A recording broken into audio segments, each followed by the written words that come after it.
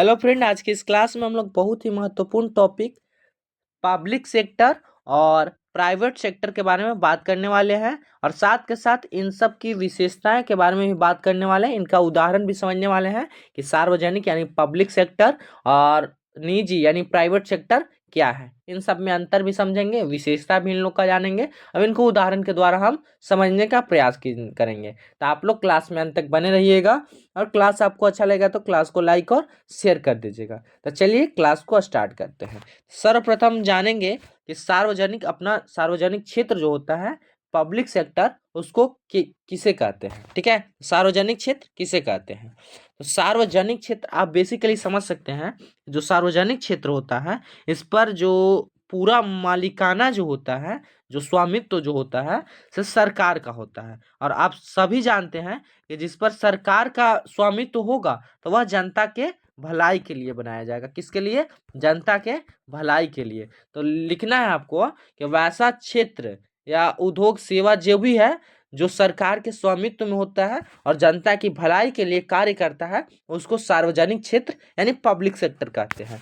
तो चलिए इसको हम देखते हैं। और एक और याद रखिएगा कि यह लाभ कमाने के लिए नहीं बनाया जाता है। इसको हम देखते हैं।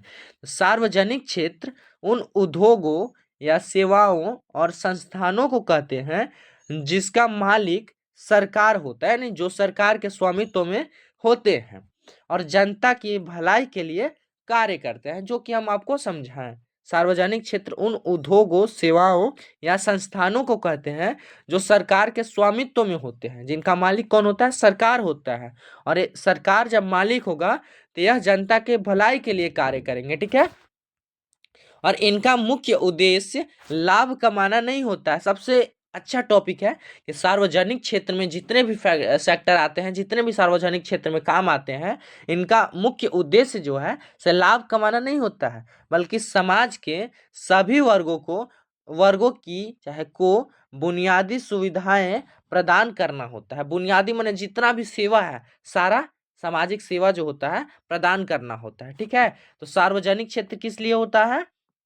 जनता के भलाई के लिए। इनको ज्यादा लाभ कमाने के लिए नहीं बनाया जाता है, यह जनता के सेवा करने के लिए बनते हैं। सार्वजनिक क्षेत्र आपको समझ में आ गया। अब एग्जाम्पल इसका समझिए, उदाहरण से और अच्छा समझ में आ जाएगा। जैसे कि उदाहरण के लिए भारतीय रेलवे है, इंडियन रेलवेज। ये जो है इंडिया का भारतीय रेलवे जो है, यह एक प्रकार का पब्लिक सेक्टर है, यानी सरकार का स्वामित्व है। इस पे निजी क्षेत्र नहीं है, इस पे प्राइवेट सेक्टर में नहीं आता है। भारतीय रेलवे कौन सा सेक्टर में आएगा? तो पब्लिक सेक्टर में आएगा। जैसे भारत संचार निगम लिमिटेड, बीएसएनएल, आप लोग जानते हैं बीएसएनएल के बारे में। बीएसएनएल भी पब्लिक सेक्टर में आएगा। फिर है सेल यानी SAIL, steel authority of India limited, ये भी एक प्रकार का पब्लिक संस्था है, पब्लिक सेक्टर में आता है। और जीवन बीमा जीवन बीमा निगम यानी LIC जो है, यह भी एक प्रकार का पब्लिक सेक्टर है, यानी सार्वजनिक क्षेत्र है। तो आपको क्लियर हो गया होगा कि सार्वजनिक क्षेत्र किसको कहेंगे, हम समझ गए।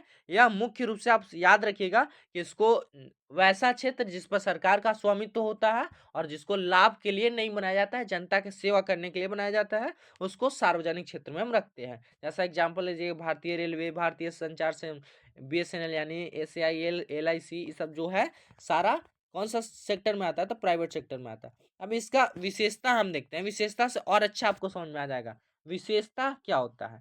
तो पहला विशेषता जो है, तो इसको सरकार द्वारा नियंत्रित और संचालित किया जाता है। किसके द्वारा? जो पब्लिक सेक्टर जो है, इसको सरकार द्वारा नियंत्रित या संचालित यानी चलाया जाता है। ठीक है। दूसरा, जनता को आवश्यक सेवाएं प्रदान करने पर जोर दी जाती है। क्या? जनता को आवश्यक सभी सेवाएं, जितनी भी सेवा है, प्रदान करने पर जोर दिया जाता है। ठीक है।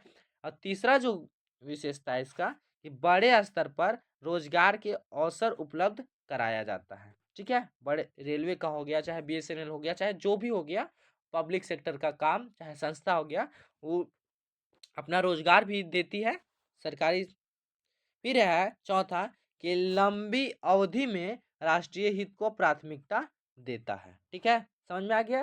तो सार्वजनिक क्षेत्र आपको समझ में आ गया होगा। तो आगे चलेंगे। अब आगे है निजी क्षेत्र, अपना प्राइवेट सेक्टर। आखिर प्राइवेट सेक्टर क्या है? तो इसमें आप याद रखिएगा कि प्राइवेट सेक्टर जो है, आपसे पता भी चल रहा है प्राइवेट माने अपना, निजी का मतलब ये अपना होता है। इसका कोई अपना मालिक होता है, कोई सा भी एक पब्लिक जो है इसका मालिक हो जाएगा। जैसे कोई सा भी कंपनी का आप नाम ले लीजिए जो प्राइवेट में आता है, प्राइवेट कंपनी जो होता है, नाम नहीं धर सकता, तो कोई सा भी ले लीजिए। जैसा रिलायंस हो गया तो रिलायंस भी हो जाएगा। तो इस पे इसका कोई मुख्य मालिक होता है, यानी कोई एक खास मालिक होता है, इसका मालिक सरकार नहीं होता है।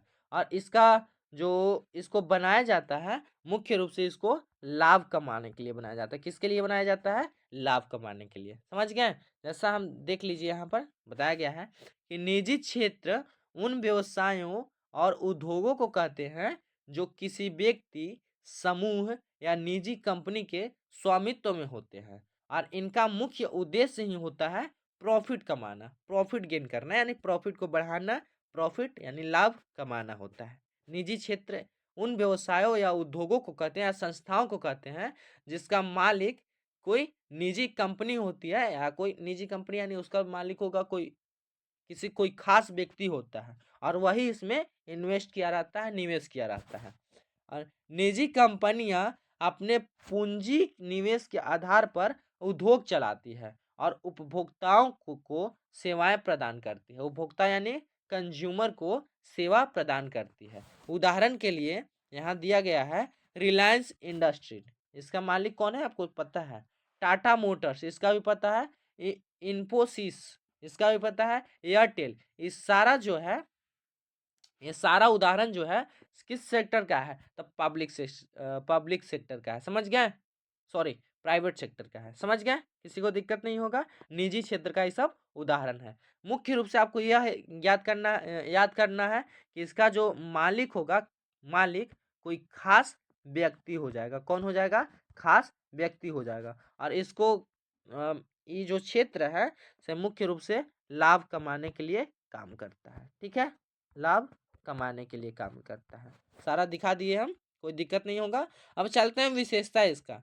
इसका विशेषता, इसका पहला विशेषता है उसमें था कि यानी प्राइवेट सेक्टर में था कि इसका जो मालिक होता है सरकार होता है, पर यहाँ निजी व्यक्तियों या कंपनियों के स्वामित्व में होता है। जो निजी क्षेत्र है, कोई निजी व्यक्ति यानी खास व्यक्ति जो होता है इसका मालिक होता है, और यह लाभ अर्जित करने पर मुख्य ध्यान देता है। वह लाभ के लिए नहीं चलता है।